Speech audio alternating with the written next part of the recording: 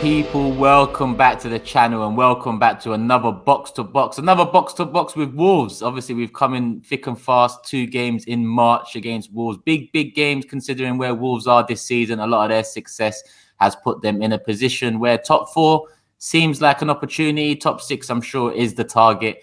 And looking at Wolves this season so far, you know, defensively so strong, but we're going to get into it with a newcomer to the channel. Dave, how's it going? I've been on before with Robbie in the past. Oh, you have been on once. Yeah, a newcomer to box to box. A newcomer to box to box. Yeah. Yeah, because we've had Matt and we've had Dave on from Talking Wolves. Yeah, so we'll give Dazzling Dave a chance. Top Wolves channel as well. They are. Yeah, they are. Shout out Matt and shout out Dave. Good lads. What about yourself, Dave? Looking at Wolves so far, it's been a success story, Bruno Lage, right? I tell you what, it's quite interesting because most Wolves fans will say, obviously, Nuno Espirito Santo, who went down to your arch rivals down the road for a period. He was on a wicket. He was on a wicket to nothing really when he went there. To be honest, it was about 19th choice at the time, I think, and I never took him. But he was much loved by the majority of Wolves fans. I mean, he came in the year after Fosun had taken us over. It didn't really work out the first year in the Championship with what they did. They swapped and changed the manager. They were learning about running a football club. Then Nuno came and we didn't know who he was. And, you know, I remember watching the pre-season match against Leicester at the time, who were, you know, have been flying high in the Premier League recently. And the football we played, we beat Leicester that day. And we were thinking, women, hell, this is good. And, of course, we'd had Reuben Neves, who was the 18-year-old, the youngest ever captain of Porto, playing the Champions League. Went from the Champions League to the Championship. People were like thinking that's a strange move. And there's been a recent video on the Wolves TV, actual channel himself, because Neves made his 200th appearance recently. I think it was in the Tottenham game. And he's been talking about his 4.5 years of Wolves. Can't believe he's been there for 4.5 years. And then, of course, Bruno was sacked. He was sacked. It wasn't a mutual thing. He was dismissed. I think it was a bit harsh at the time because 2 7th place finishes in the Premier League, quarterfinals of the Europa League. We had a penalty to take the lead against Sevilla, who went on to win it, and they beat us 1-0 with about 5 minutes to go. Raul Jimenez don't miss many penalties, but he missed it that day. And then obviously we followed that up with the 7th again. And then I remember going to Tottenham, actually, the year before, just before the pandemic hit, and we beat Tottenham 3-2, and we were dreaming a Champions League at that point. At that point in time, Tottenham had lost Kane and Song and all of those. Pandemic hit, big break. They got all their players back, and we finished 7th again, just missing out on Europe because you guys went and won the cup and got in 8th place and snuck out and took it away from us. But there was 1 year not to be in Europe. It was definitely when you couldn't travel. And then the pandemic hit, and you know, Wolves obviously, as you very much you had the head injury to Raul Jimenez, Silva. You know, it was life-threatening really at the time. We didn't know if he'd come back and play again. I do believe it'd be his first return to the Emirates at the next game, and obviously we struggled. We were 6 when he got injured. And then the football did get a little bit negative. We got to 13th, got us out of trouble, and then Nuno was sacked. And I must admit, most Wolves fans at the time were really shocked and quite emotional about it. Bruno Lage has come in, and it was like, which one of the 2 ways he's going to go? And I'll tell you something, looking back in hindsight, it was a genius decision because he really is a great coach. He's hit the ground running. I mean, like I mentioned, defensively, you've got the joint second best defensive record in the Premier League. Only conceded 18 goals alongside Chelsea. The only team to be doing better is Manchester City with 17 goals conceded. So, you know, you can see where a lot of that success comes from. Is that something that Bruno had from the Nuno era? Because, you know, Nuno was seen as a manager that's very organized, structured. Is that something he's carried on and redefined a bit more? I think what you're saying there is pretty much spot on, actually, because those of you who don't know the history of Bruno Lage. He's worked with a lot of young players throughout his career in the youth setup. So, you know, and he got the chance at Benfica when they were like 4th in the Portuguese league, and he literally took on the role and stepped in and took it on. And it was the second half of the season, and they had about 18 games to go. They won 17 and drew 1, and they won the league that year. And he brought through the likes of Joey Felix and players like that who he worked with. So he's really good at seeming to bring out the best of players, and especially young players. He ended up leaving Benfica because they sold a lot of their players from under him halfway through the second season. And then he was out of work for a long, long time. And, Wolves obviously went in for him.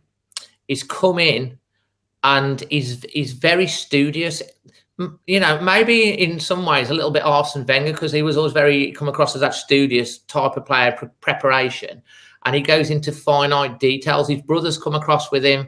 The goalkeeping coach has done an amazing job and has big impact, because we were very struggling last year with set pieces, both ends of the box. And it's his preferred system. We thought he wanted to play like a 4 at the back, but we didn't really have the personnel to do it. He stuck with the 3. We've been playing 3-4-3 a lot of the season. And he has been tending to play also 3-5-2. So he's taken some of the infrastructure and the spine of Nuno's team and sort of taken it on to the next level. The thing that we have been struggling with is scoring the goals. Yeah. And that's been a bit of a concern. I think there was some stat that we'd had the lowest goals for and against total, and to be something like 8th or 7th in the Premier League ever or something. It was some crazy stat. Not many goals going in, but we've started to score a few goals in the last since the turn of the year. Well, in that position, you've been very unlucky. You just mentioned Raul Jimenez's injury, and Pedro Neto as well, one of the brightest youngsters in the league, picking up such a massive injury. He just returned off the bench, just gone in the Leicester game, right? Yeah, to be honest, he had a rapturous round of applause because he's a character. He's a brilliant player. Personally, I think he's going to be better than Jota. And a lot of people wonder why, and a lot of Wolves fans still think, why did we let Jota go? Because obviously he's gone on to do so well playing for Liverpool, and he's such a great player. But I think the reason was we bought him in and we got 45 million, which is a big profit. And we had Pedro Neto coming up behind him. Yeah. And you saw last season some of the things he could be doing. There was a lot of reports about teams sniffing around trying to get him. And it was a terrible injury, an outfit, because obviously he shattered his knee. And he was out for 10 months. The only silver line with that injury is that obviously it took a little bit of the focus off people trying to steal him away from us, because he is such a talent. Yeah, he came on. I didn't think he'd play against Leicester. He came on for around about 10 or 15 minutes against Leicester. Yeah, and he already had us off our seats right at the end when Schmeichel went up. You might have seen it, and we cleared it. He went on that run he took it past about 5 players. And then tried to score. Obviously, he was slightly off balance. He skewed it. He probably could have hit it earlier because there's no one in the goal. Yeah, he could have. Yeah, but it was that's you just think, my God, he was, it was just electric. And to see him back on the pitch, and we've also got Hee-Chan Wang back as well. Who's coming back. So it's the first time all season that Bruno Lage has said he's got a fully fit squad. Everyone is fit, and that makes us very dangerous, I think, in the running. Well, definitely. You're a strong outfit, regardless of what the injury concerns have looked like throughout the season. So if you've got a fully fit squad heading into in the business end of the season, it bodes well. Before, I was going to ask you about Arsenal and Arteta, and I still am. But before I do, you mentioned the Jota sale, and I want to just touch in on Reuben Neves. Obviously, last summer, Arsenal were linked heavily to Reuben Neves. It looked like Xhaka was heading out the door. It never materialized, but it reared its head a little again in January. Over on your side, Dave, is there any rumors? Is there any realization that it might be his last season? With a big enough bid, a 40-50 million bid, and the price you paid for him to come in, which was relatively well. How much did he come in for? Thousands. It was a few million, obviously, at the time. I can't remember his exact fee. It's about 9, 10, 11 million, something like that. I can't remember exactly in the Championship, but it was a decent, obviously, investment for a Championship club at the time. Yeah. And I've got to be honest with you, I was told from someone very, very close to the club, actually, that the deal was done for Neves to leave last summer. To us. Yeah. It was announced in the Express the day after, funnily enough. I don't know what happened. At the time, I was really very, very disappointed. Then it never happened, which I'm glad. I don't know why, but it was someone very, very close to George Mendes, who would be in the know, that told me. I ain't going to say the name. No. And it was told that it was a done deal at the time, and I was like, oh my god.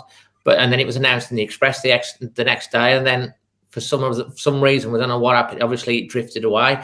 Now, I'm going to tell you now that Reuben Neves is a wolf. He's got wolf tattoo.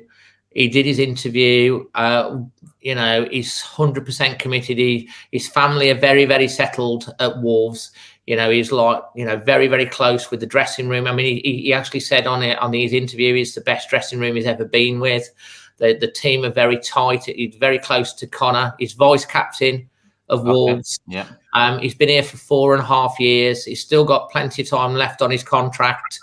And there's always going to be rumours around Reuben Neves, because he is a quality player. If Jack Grealish can go to Man City for 100 million, then Neves is worth every bit of that, because to me, he didn't have the best of seasons last year, but he's playing a lot more forward this year, getting more shots away.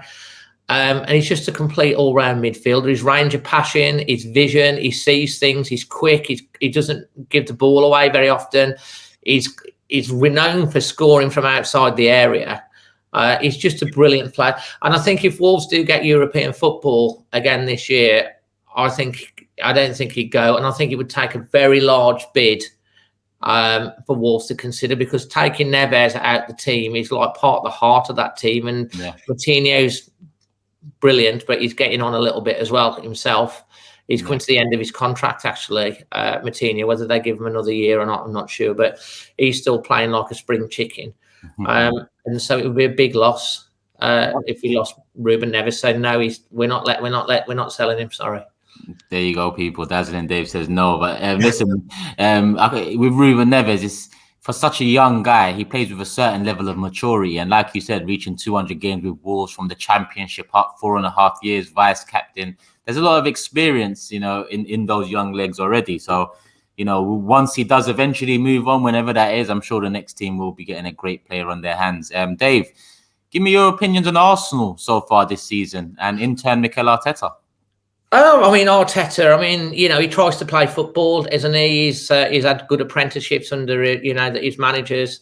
The Arsenal fans seem to like Arteta. It's been difficult because when you replace Arsene Wenger, who's it's a bit like what's happening at United with Alex Ferguson. Filling those big boots is very hard to do.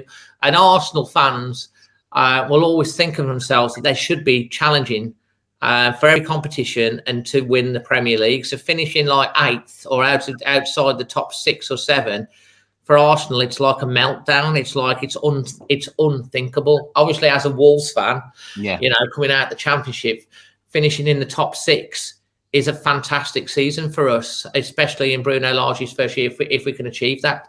And we've been knocking on the door, but he's obviously a good manager. He's had his critics. Let's face it, Wolves and Arsenal have had similar paths this season. Both started with 3 losses.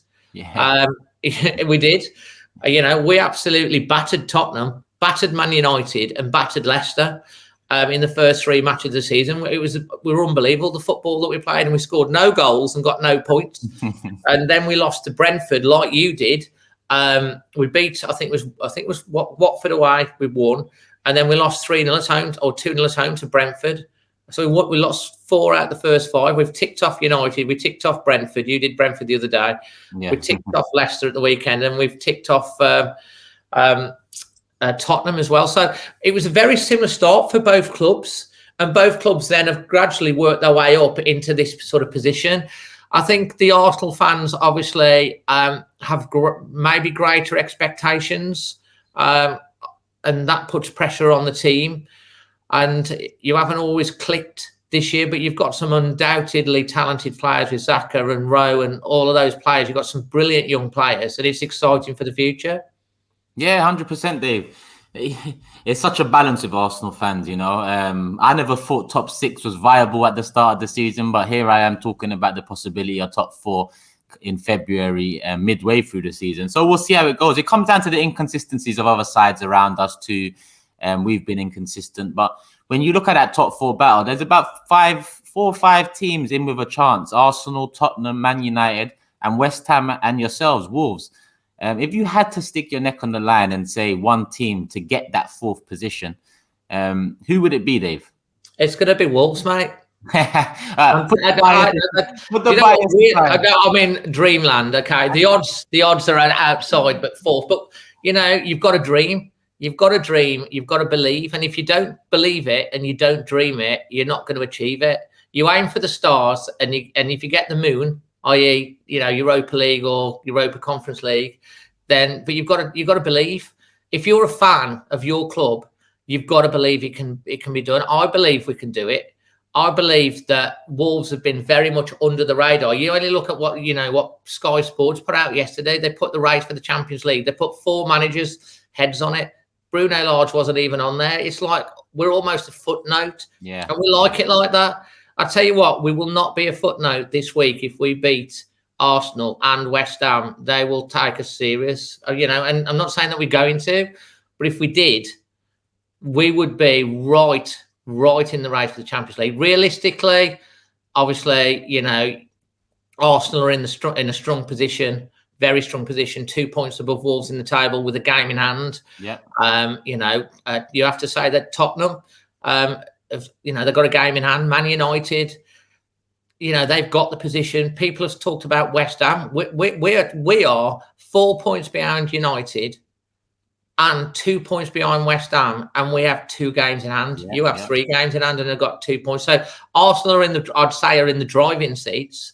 Whether or not you're in the driving seat after Thursday night or not, we'll have to wait and see, because I think it's going to be a great game.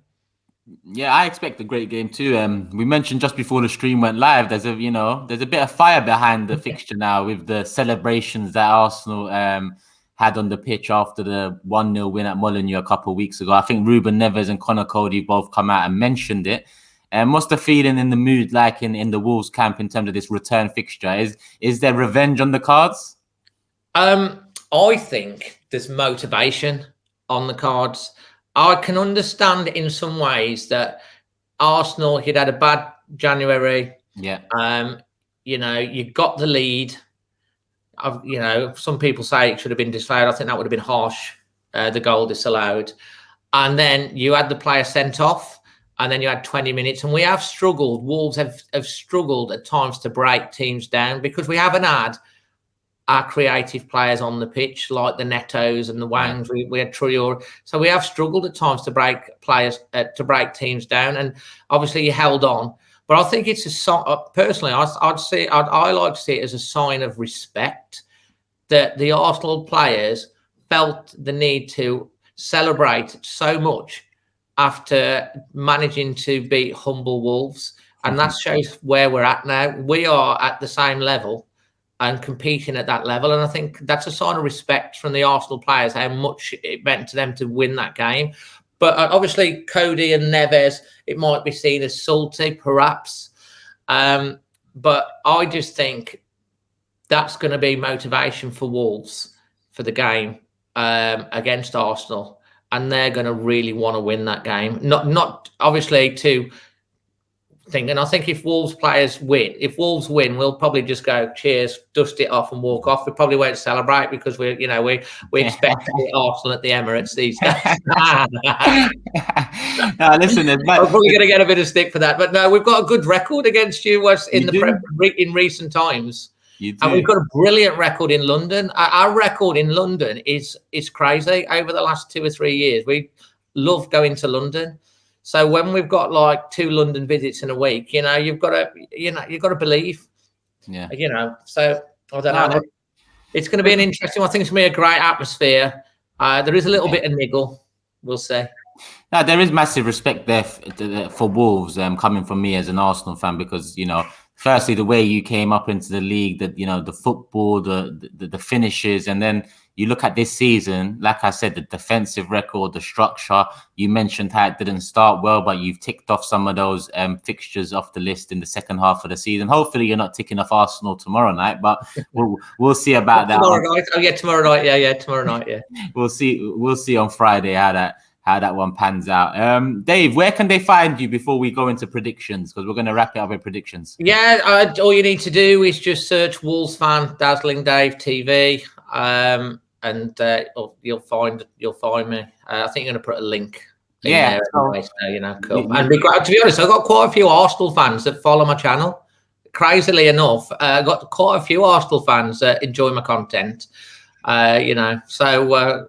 It's really nice, and they're always brilliant as well. We always have a good chat, really nice, and you know, it's going to be. I think the Arsenal fans always appreciate a team that likes to try and play football. They might not appreciate if we do nick the win, but you know, I think there's a lot of respect there from the Arsenal fans for Wolves, and there's a lot of respect from the Wolves fans for the Arsenal team and for the Arsenal fans as well. Yeah, I mean, there hasn't been a rivalry there until we did celebrate on the pitch after that 1-0 win. So, you know, I don't know if those Arsenal subscribers of yours might have a chip on their shoulder about that, but I'm sure they don't. No, they've been great. They're brilliant, actually. They're really lovely. They're really lovely when they come on the channel. They're really nice. No, because you know what it is. Leicester fan on the last thing you said they were a bit hard done to, but other than that, the Arsenal fans have been brilliant. No, for sure. I mean, it's refreshing for me in particular. I love this box-to-box show because it gives me a chance to get the view on Arsenal from a fan that hasn't got the emotions clouding their judgment. It's such an inconsistent season all round for that top four battle. That one day I think we're not going to make it. Another day I think we are going to make it. It's exciting though, isn't it? Don't you think the Premier League this year? I mean, you look at the title race now. You look at the race for Europe, Champions League, Europa League, Conference League, and there's anyone from 4th to 8th can finish anywhere in that. I mean, it'd be nice if we did get Champions League, but if we finish 7th, 6th, or 5th, that's a great season for Bruno Lage's team in his first season. And then you look at the bottom as well. So it's going to be such a great end to the season for most clubs. It is. Is it going to be a great end to the game for you guys, Dave? What are you going for with the prediction? Well, it's Raul's return. For the first time, I think he's going to chip in with a goal. Yeah. You need to watch out for Daniel Podence. Yeah. He's kind of like the Wolves version of Eden Hazard, and he's very instrumental at the moment. I think we're going to go with. I think it'll be a 3-5-3 formation. We've got two great wingers. Young Nori on the left hand side. He's only 19. Yeah. Semedo, who came from Barcelona, who's really settled in. We've got solid defence. Jose Sarr is the best shot stopper in the whole of Europe statistically, or was before last weekend's game. He's been brilliant for us. And then we've got the likes of Neto, Wang on the bench as well, and Trincao as well. So I think you might see another goal from Neves or Podence. So I'm going to give you a goal because I think you might get one. Oh, thanks, I'm going to go with hope, with my heart, and go 2-1 to Wolves.